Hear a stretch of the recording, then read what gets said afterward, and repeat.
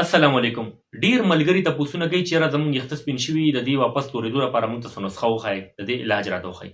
نو ګوره اول خو زه تاسو دا کلیر کړم، دا واضحه کړم، که چېرې ستاسو عمر تیر شي، عمر مو په شا شي، نو بیا خو به یخته سپینېږي. دا یو قدرتي سیستم دی، یو نظام دی. نو یخته سپینېږي، د دې لپاره پریشانه کېدل نه وي پکار. یعنې یخته سپینېدل څه غټه بیماري نه ده. دویمه خبر دا ده چې کله په ډېر زیات ینګ ایج کې سپین شي بیا انسان پریشانه وي، سپینېدل نه وي پکار په ینګ ایج کې، که نه هغه بیا څه وجوهات لري، د هغې علاج بیا شته، د هغې میډیسن بیا استعمال پکار دی. خو که چېرې ستاسو عمر 30 کاله وي، 30 سال د تاسو رسېدلي 30 کالو ته او بیا سپینېږي، دا یو قدرتي سیستم دی. خو که چېرې ستاسو عمر د 30 کالو نه کم دی، 15 کاله، 20 کاله، 25 کاله، بیا مو یخته سپینېږي، نو دا ویډیو ستاسو لپاره سپیشل ده. ګورئ، یخته سپینېدو وجوهات دي. د چا نزله زکام ډېر زیات وي، د هغې به یخته سپینېږي. ذهني سټرس ډېر زیات وي، سوچونه ډېر زیات کوي، یا ذهني کار ډېر زیات کوي، د مغزو مطلب استعمال ډېر زیات کېږي، دفتري کارونه څوک کوي، یا ډېر زیات ټینشن کې اوسېږي، د هغې هم یخته سپینېږي.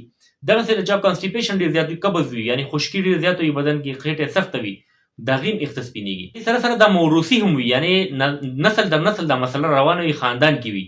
نو چې کوم خاندان کې یخته زر سپینېږي، نو بیا دا سلسله دغسې روانه وي، دا موروثي هم کېږي. دویم چې کوم خلک ډېر ارزان یا لو کوالټۍ والا کیمیکل والا تیل استعمالوي، یا داسې جل وغیره استعمالوي په یختو باندې، نو د هغې هم یخته بیا سپینېږي ډېر زره. نو دا خو وجوهات شولو د یختو سپینېدو. ګورئ، د ویښتو سپینېدو نه که تاسو بچ کېدل غواړئ، لومبی خو تاسو کوشش کوئ چې ستاسو خېټه نرمه وي، ستاسو قبض نه وي، معده مو چې کوم دی هغه ټیک ټاک وي. کوشش کوئ چې د شړشمو تیل استعمالوي. د شړشمو تیل بهترین وي یختو لپاره. یا تاسو د کوکونټ اویل چې کوم دی، د کوپري تیل استعمالوي، یا روغن بادام، د دې مالش خامخا کوئ د شپې. نو دا تاسو یختو کې مالش کوئ، نو تاسو بیروني طور چې کومې مسلې به دې سره ختمېږي.